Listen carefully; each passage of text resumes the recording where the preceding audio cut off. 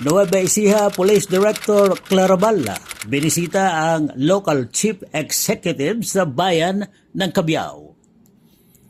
Lubos na pinasalamatan ni Cabiao Mayor Rab Kevin Rivera at Vice Mayor Ramil B. Rivera ang pagdalo sa flag raising ceremony ni Nueva Ecija Police Provincial Director Richie R. Clarabal nitong nakarang Lunes, Abril 27, 2026. Ay lubos na nagpapasalamat kay PD kasi po nung aking term wala pong pumunta ditong Provincial Director na sumama sa amin sa flag ceremony.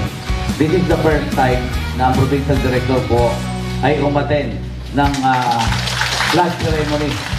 Kaya kami po ay lubos na naniniwala na yung proteksyon po ng Cabiao ay nasa inyo po, tutulungan niyo po kami. Maraming salamat, PD. Ngayong araw ay napakaswerte sapagkat kasama po natin ang ating Police Colonel Richie R. Clarabal.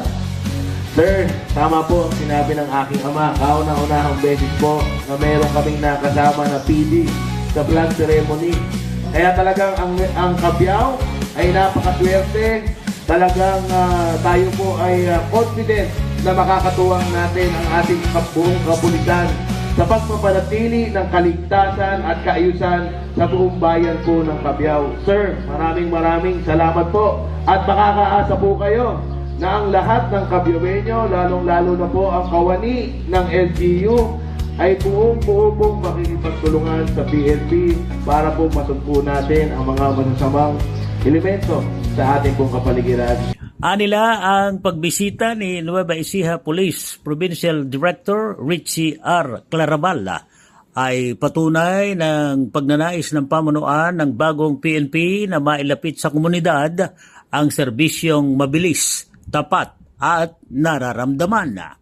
Kaysa rin ang lahat ng kawani at opisyal ng lokal na pamahalaan ng Cabiao na makapagserbisyo sa mga Cabiaoeños ng buong puso at buong katapatan.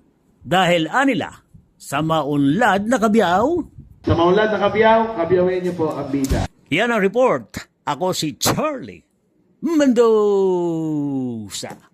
Reporters TV, your ultimate media channel.